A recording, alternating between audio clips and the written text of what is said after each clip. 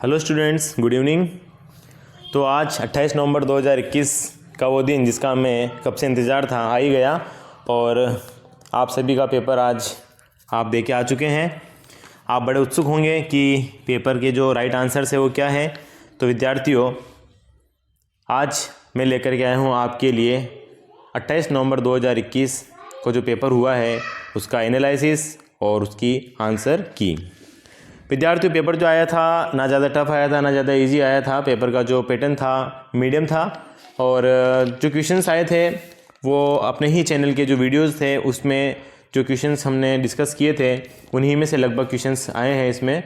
और कुछ क्वेश्चंस जो है वो थोड़ा सा उसको ट्विस्ट कर दिया गया है। बाकी क्वेश्चंस सेम टू सेम जो आपके बुक के पीछे जो क्वेश्चंस दिए गए हैं लेसन वाइज उन्हीं में से बैठे हैं। तो विद्यार्थियों, बिना लेट हुए अपन आगे बढ़ते हैं एनालिसिस की तरफ और आंसर की तरफ। विद्यार्थियों, पहला क्वेश्चन आया था आपका कि किस स्टेप से आप पिक्चर, टेक्स्ट बॉक्स, चार्ट आदि को इंसर्ट कर सकते हैं। यदि हमें कोई भी पिक्चर, टेक्स्ट बॉक्स आदि इंसर्ट करना है, लेना है, तो विद्यार्थियों उसके लिए हमें जो टैब होता है वह होता है इंसर्ट टैब का यूज़ करना होता है। क्वेश्चन नंबर सेकंड है विद्यार्थियों, एक आउटपुट डिवाइस का उदाहरण कौन सा है। स्कैनर, प्लॉटर, टेप या सॉफ्टवेयर। विद्यार्थियों, इसका जो राइट आंसर है वह है प्लॉटर। मैं यहाँ बता देना चाहता हूँ कि स्कैनर जो होता है वो डॉक्यूमेंट्स स्कैन करता है, बल्कि प्लॉटर जो होता है बिल्डिंग या बड़ी इमारतों आदि के नक्शों को प्रिंट करने के लिए यूज किया जाता है। टेप जो है मैग्नेटिक टेप हम कह सकते हैं और सॉफ्टवेयर इसका उदाहरण हो ही नहीं सकता क्योंकि कोई आउटपुट डिवाइस नहीं है। क्वेश्चन नंबर 3 है विद्यार्थियों, रैम से अधिक प्रयोग में ली जाने वाली जानकारी को संग्रहित करने के लिए कौन सी मेमोरी का उपयोग किया जाता है। इसका राइट आंसर है विद्यार्थियों कैश मेमोरी। ये हमने जो यहाँ क्लास लगाई थी RSAT पेपर से 2 दिन पहले, उसमें भी हमने बोर्ड पर क्वेश्चन डिस्कस किया था कि कैश मेमोरी जो होती है एक तो बहुत इसकी विशेषताएं होती है विद्यार्थियों की। एक तो बहुत महंगी होती है और इसकी स्टोरेज कैपेसिटी जो होती है वो लिमिटेड होती है। मैं आपको समझा देना चाहता हूँ कि कैश मेमोरी क्या होती है। ये एक इस प्रकार की मेमोरी होती है कि हमें जो ऐप्स हमें डेली यूज़ के हैं या जिनका हम मोस्टली यूज़ करते हैं उनका एक शॉर्टकट बना देती है विद्यार्थियों। तो कहा है कि रैम से अधिक प्रयोग में ली जाने वाली जानकारी को संग्रहित करने के लिए कौन सी मेमोरी का उपयोग किया जाता है। तो रैम से ये कैश मेमोरी उसको एक शॉर्टकट बना देती है, वह होती है कैश मेमोरी। क्वेश्चन नंबर 4 विद्यार्थियों, आपके कंप्यूटर के कॉन्फ़िगरेशन से क्या मतलब है। CPU की specification, RAM, hard disk drive या उपरोक्त सभी। इसका राइट आंसर है विद्यार्थियों उपरोक्त सभी। बहुत ही सरल प्रश्न। सत्य कथन को पहचानें एवं पुनर्स्थापित करें। आप रिसाइकल बिन में हटाई गई फाइलों को पा सकते हैं। हटाई गई फाइलें अर्थात रिसाइकल बिन में पहुंच जाएगी। जी हाँ, पहुंच जाती है। यदि आपको कभी ज़रूरत है तो रिसाइकल बिन से किसी भी फाइल को पुनर्स्थापित किया जा सकता है। जी हाँ, किया जा सकता है। आप रिसाइकल बिन में फाइलें बेच करके डिस्क में रिक्त स्थान बढ़ा सकते हैं। जी नहीं विद्यार्थियों, हम डिस्क में स्पेस को नहीं बढ़ा सकते हैं। असत्य कथन है यह और हमें असत्य कथन ही ढूंढना था। क्वेश्चन नंबर 6 कुछ इस प्रकार से है विद्यार्थियों, टास्क बार का एक छोटा सा हिस्सा जिसमें पृष्ठभूमि में चलने वाले एप्लीकेशन के आइकन हैं और उस पर दिनांक और समय प्रदर्शित किया गया है, निम्न में से क्या कहलाता है। विद्यार्थियों, पहला ऑप्शन है start button, second option quick launch, option 3 task bar and option 4 system tray. इसका जो राइट आंसर है वह है सिस्टम ट्रे। क्वेश्चन नंबर 7, जब भी आप एक स्थान से दूसरे स्थान पर एक डायरेक्टरी लेके जाते हैं तो क्या होता है। देखिए विद्यार्थियों, 4 ऑप्शन दिए गए हैं आपके सामने। फर्स्ट है डायरेक्टरी के अंदर की सभी फाइलों को स्थानांतरित कर दिया जाता है। ऑप्शन बी, डायरेक्टरी के अंदर सभी निर्देशिका चले गए हैं। ऑप्शन सी, निर्देशिका को स्थानांतरित किया जाता है, स्रोत फाइल को नहीं। ए और बी दोनों। विद्यार्थियों, इसका जो राइट आंसर है वह ए, डायरेक्टरी के अंदर की सभी फाइलों को स्थानांतरित किया जाता है। क्वेश्चन नंबर 8 है, एक उपयोगकर्ता को इंटरनेट तक पहुंचने से पहले निम्न में से क्या आवश्यक होता है। इंटरनेट सेवा, मोडेम, वेब ब्राउज़र या सभी। इसका राइट आंसर है ये सभी। इंटरनेट सेवा होना ज़रूरी है, साथ ही में मोडेम होना ज़रूरी है जो कि मोबाइल या कंप्यूटर या लैपटॉप आदि में इनबिल्ट आता है। वेब ब्राउज़र जो कि एक एप्लीकेशन सॉफ्टवेयर होता है जैसे इंटरनेट एक्सप्लोरर, मोजिला फायरफॉक्स आदि। क्वेश्चन नंबर 9 है, निम्न में से कौन सा क्रेडिट कार्ड की एक विशेषता नहीं है। विद्यार्थियों, इसमें 4 ऑप्शन दिए गए हैं। बैंक द्वारा छोटे प्लास्टिक कार्ड जारी करना, ऑप्शन बी है भुगतान का एक इलेक्ट्रॉनिक फॉर्म। ऑप्शन सी है पहले खरीदे बाद में भुगतान करें। ऑप्शन डी है खरीदे और भुगतान एक साथ करें। इसका राइट आंसर है विद्यार्थियों, बैंक द्वारा छोटे प्लास्टिक कार्ड जारी करना यह एक विशेषता नहीं है। क्वेश्चन नंबर 10 है, निम्न में से भामाशाह योजना के संबंध में कौन सा कथन सत्य नहीं है? ऑप्शन ए, महिला सदस्य को परिवार के प्रमुख के रूप में माना जाता है। देखिए विद्यार्थियों, भामाशाह कार्ड जो होता है उसमें महिला सदस्य को ही मुखिया माना गया है, उन्हीं को आधार मान के भामाशाह कार्ड बनाया जाता है। ऑप्शन बी है आधार कार्ड अनिवार्य है। जी हाँ, आधार कार्ड अनिवार्य होता है, यह कथन भी सत्य है। विदाउट आधार कार्ड आपके जितने भी मेंबर्स होते हैं आप भामाशाह कार्ड को नहीं बना सकते हैं। ऑप्शन सी है यह सरकार द्वारा सभी नकद गैर नकद डीबीटी मतलब डायरेक्ट बेनिफिट ट्रांसफ़र के लिए इस्तेमाल किया जा रहा है। जी हाँ, गवर्नमेंट का जो भामाशाह कार्ड लॉन्च करने का बनाने का जो उद्देश्य था वह यही था कि महिलाओं को एक तो घर का मुखिया बनाया जाए, इससे महिलाओं को डिजिटल साक्षरता और बैंक आदि में अकाउंट खोलने की समझ उत्पन्न होगी। इसी के साथ में जो भी गवर्नमेंट के द्वारा डायरेक्ट बेनिफिट दिया जाता है वो महिलाओं के खातों में ही जाए, ये भी गवर्नमेंट की एक उद्देश्य रखा गया था। तो ये जो स्टेटमेंट है वो भी सत्य ही है। और ऑप्शन डी है कोई राशि नहीं या शून्य बैलेंस। जी नहीं, भामाशाह में कोई राशि की ज़रूरत तो होती ही नहीं है, ये जो कथन है वह रॉन्ग है, गलत है, फॉल्स है। क्वेश्चन नंबर 11 की तरफ बढ़ते हैं। निम्न में से कौन से लाभ प्रधानमंत्री जन धन योजना से जुड़े हुए हैं? PMJDY से जुड़े हुए हैं। ऑप्शन ए 1 लाख रुपये का दुर्घटना बीमा कवर, 30,000 रुपये का जीवन बीमा कवर, 5,000 तक की ओवरड्राफ्ट सुविधा या उपरोक्त सभी। विद्यार्थी इसका राइट आंसर है उपरोक्त सभी। कुछ बेचने और खरीदने के लिए इस्तेमाल की जाने वाली वेबसाइट किस श्रेणी में आती है?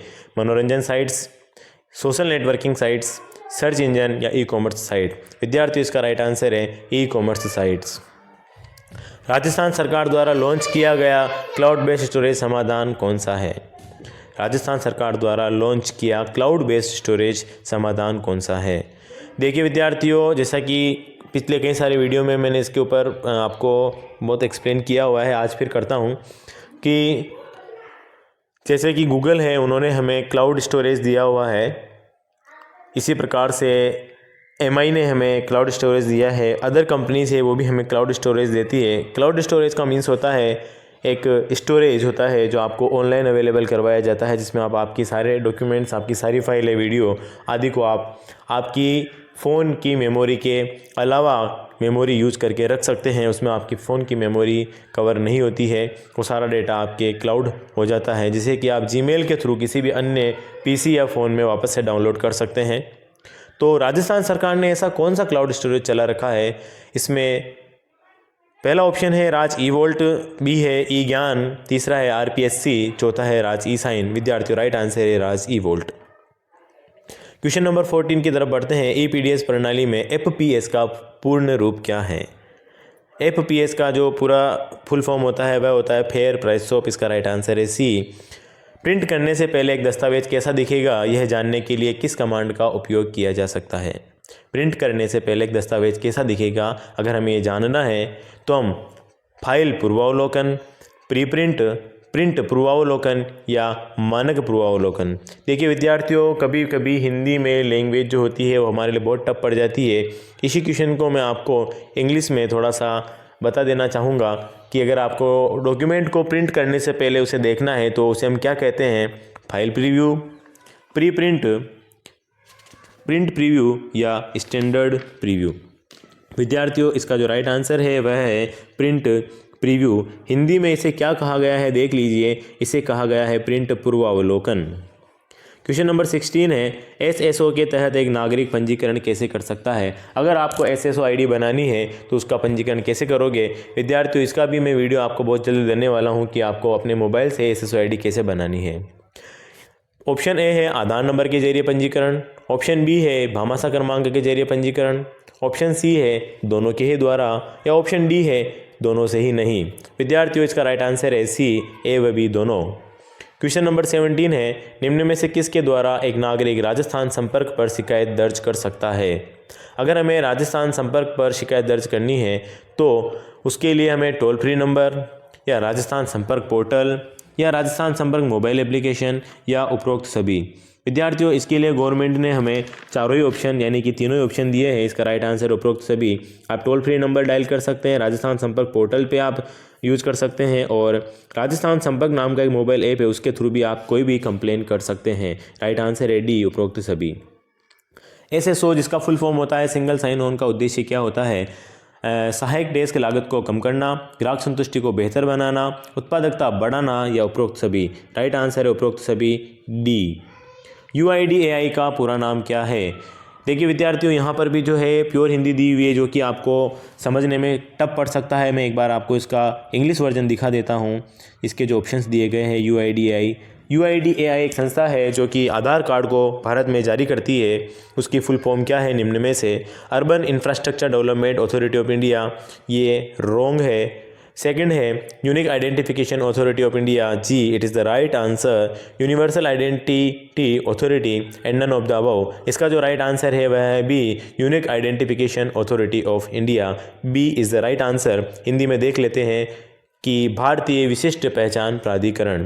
क्वेश्चन नंबर 20 है, भारतीय रेलवे IRCTC के संदर्भ में PNR का फुल फॉर्म क्या होता है? विद्यार्थियों PNR का जो फुल फॉर्म होता है वह होता है यात्री का नाम रिकॉर्ड। यहाँ भी हिंदी बहुत ही टफ पड़ती है विद्यार्थियों, आपको पता ही होगा। PNR का फुल फॉर्म होता है पैसेंजर नेम रिकॉर्ड। जी हाँ, passenger name record. Question number 21 की तरफ बढ़ते हैं। कौन सा ऐप नागरिकों के मुद्दों को हल करने और समाधान प्रदान करने के लिए बनाया गया है?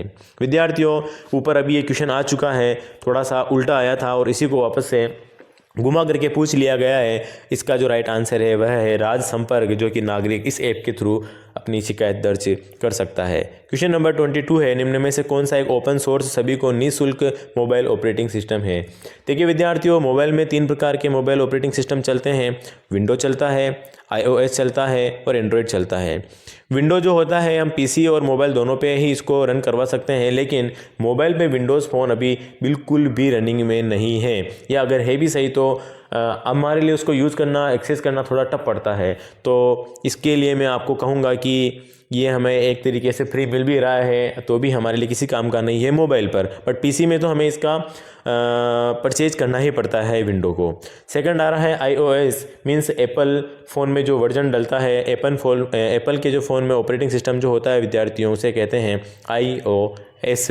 और एंड्रॉयड जो आपके मेरे सभी के मोबाइल में है वह होता है एंड्रॉयड। अभी तक एंड्रॉयड जो सॉफ्टवेयर है विद्यार्थियों, ऑपरेटिंग सिस्टम जो है, ये हमें फ्री दिया जा रहा है। इसका राइट आंसर है सी, मीन्स एंड्रॉयड इसका राइट आंसर। क्वेश्चन नंबर 23 है, मोबाइल ऐप के संदर्भ में EPDS का फुल फॉर्म क्या है? विद्यार्थियों EPDS का फुल फॉर्म होता है electronic public distribution system. Right answer is B.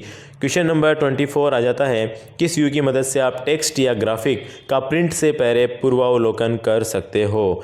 अगर आपको प्रिंट देने से पहले उसका पूर्वावलोकन करना है तो आप क्या करेंगे? कौन सा व्यू होता है MS वर्ड में विद्यार्थियों? वह होता है print layout, means print layout. इसमें हिंदी को बिल्कुल वही कहा गया है जो कि इंग्लिश में लिखा गया है, प्रिंट लेआउट। इसका राइट आंसर है बी। क्वेश्चन नंबर 25 है, दस्तावेज में हेडर और फुटर डालने का मुख्य उद्देश्य क्या होता है? विद्यार्थियों हेडर और फुटर जो होता है, आपकी जैसे कि जो बुक आती है, आप देखते हैं कि बुक में किसी भी लेसन का टाइटल सबसे ऊपर और पेज नंबर, डेट या कोई अच्छा एक स्लोगन जो हम देखते हैं उसी पेज के बिल्कुल बॉटम में हमें नज़र आता है, वो कहलाता है फुटर। और जो हेडर में होता है, ऊपर ही ऊपर होता है, वो होता है हेडर। ये इसलिए डाला जाता है विद्यार्थियों ताकि हमारा जो बुक बनी हुई है, जो डॉक्यूमेंट बना हुआ है, उसकी लुक, उसका अपीयरेंस, उसका हुलिया या उसकी जो दिखावट है वह सुंदर लगे। तो मैं ऑप्शन पढ़ देता हूँ, दस्तावेज की दिखावट सुधारने के लिए। ऑप्शन बी है पृष्ठ के प्रारंभ और समापन को चिन्हित करने के लिए। ऑप्शन सी है बड़े दस्तावेजों को अधिक पठनीय बनाने के लिए, या मुद्रित होने पर पृष्ठ, हेडर और फुटर दस्तावेज पर दिखाई देने के लिए। विद्यार्थियों इसका जो राइट आंसर रहेगा वो रहेगा आपके कि to improve the appearance of the document, means दस्तावेजों की दिखावट को सुधारने के लिए। क्वेश्चन नंबर 26 है, जब आप एक फॉर्मूला कॉपी करते हैं तो क्या होता है? विद्यार्थियों अगर हम एक फॉर्मूला कॉपी करेंगे एक्सेल में तो एक्सेल फॉर्मूला की मूल प्रति को मिटा देता है, ध्यान रखिएगा। क्वेश्चन नंबर 27 की तरफ बढ़ते हैं। माइक्रोसॉफ्ट एक्सेल 2010 का प्रयोग कर कौन से प्रकार से चार्ट बनाए जा सकते हैं? मीन्स एक्सेल में जो चार्ट होते हैं वो कितने प्रकार के होते हैं? लाइन चार्ट और पाई चार्ट केवल बी, केवल line graph, bar chart, line graph और पाई चार्ट, या बार चार्ट और लाइन ग्राफ केवल। विद्यार्थी इसका राइट आंसर है सी, बार चार्ट होता है, लाइन चार्ट होता है और पाई चार्ट होता है। तीनों प्रकार के चार्ट्स हम एक्सेल में बना सकते हैं। क्वेश्चन नंबर 28 है, यदि आपको एक ईमेल प्राप्त होता है जिससे कि आपसे आपके यूजर नेम पासवर्ड की मांग की जाती है, ऐसी परिस्थिति में आप क्या करेंगे? देखिए, इसे कहते हैं साइबर अटैक। तो अगर हमारे साथ कभी ऐसा होता है विद्यार्थियों, तो हमें क्या करना चाहिए? ऑप्शंस ये रहे कि उसे अपने ईमेल प्रदाता के माध्यम से फिशिंग स्पैम के रूप में रिपोर्ट करें, संदेश को हटा दीजिए, संदेश को अपने ईमेल और पासवर्ड के साथ उत्तर दे दीजिए, या इनमें से कोई नहीं। इसका राइट आंसर है कि ईमेल प्रदाता के माध्यम से फिशिंग स्पैम के रूप में हम रिपोर्ट करेंगे। क्वेश्चन नंबर 29 की तरफ बढ़ते हैं। एक मजबूत पासवर्ड होना चाहिए। स्ट्रॉन्ग पासवर्ड क्या होता है? स्ट्रॉन्ग पासवर्ड किसे कहते हैं विद्यार्थियों? Very important question. पिछले कई सारी वीडियो में भी मैंने इसको और बताया गया है, आज फिर बताने जा रहा हूँ। स्ट्रॉन्ग पासवर्ड वह होता है कि जो नॉर्मली कोई भी हमारे द्वारा कोई अन्य व्यक्ति उसे क्रैक नहीं कर सके, उसे गेस नहीं कर सके, वह पासवर्ड कहलाता है स्ट्रॉन्ग पासवर्ड। और उसमें हमें चाहिए capital letters, small letters, special characters, numbers आदि। तो ऑप्शन दिए हैं, पहला ऑप्शन है दोनों अपर केस और लोअर केस उसमें होने चाहिए। जी हाँ, ठीक है, परंतु इतना भी ठीक नहीं है। हम पहले और ऑप्शन की तरफ बढ़ जाते हैं। ऑप्शन बी है एक शब्द जो याद रखना आसान होता है, जैसे कि पालतू जानवर का नाम। जी नहीं, ऐसा कभी नहीं डालना है। ऑप्शन सी होता है नाम जिसमें कम से कम 7 वर्ण और अक्षर, संख्या और वर्ण का संयोजन हो। और ऑप्शन डी है आपका पूरा नाम। विद्यार्थियों, राइट आंसर है सी, जिसमें कि सभी चीज़ें मिक्स हो, हमें वही पासवर्ड बनाना चाहिए। क्वेश्चन नंबर 30 है, सूचना सुरक्षा संबंध प्रणाली के लिए निम्न में से कौन सी एक ISO मानक है? इसका जो मानक है विद्यार्थियों वो है ISO 27001 27001 क्वेश्चन नंबर 31 है, प्रिंटर एक कंप्यूटर पर निम्न में से किन कंट्रोल पैनल सेटिंग विकल्प के उपयोग से इंस्टॉल किया जा सकता है? अगर आपको प्रिंटर को इंस्टॉल करना है तो आप कंप्यूटर में क्या करेंगे? पहला ऑप्शन दिया गया है कि कंट्रोल जो हमारे उसमें पैनल होता है वहाँ जाएंगे, हार्डवेयर और साउंड में जाएंगे, डिवाइस और प्रिंटर में जाकर के ऐड प्रिंटर करेंगे। ऑप्शन बी है सेटिंग में जाकर के डिवाइस में जाके प्रिंटर एंड स्कैनर्स और ऐड प्रिंटर और स्कैनर करेंगे, या ए और बी दोनों। विद्यार्थी, इसका राइट आंसर है ए और बी दोनों।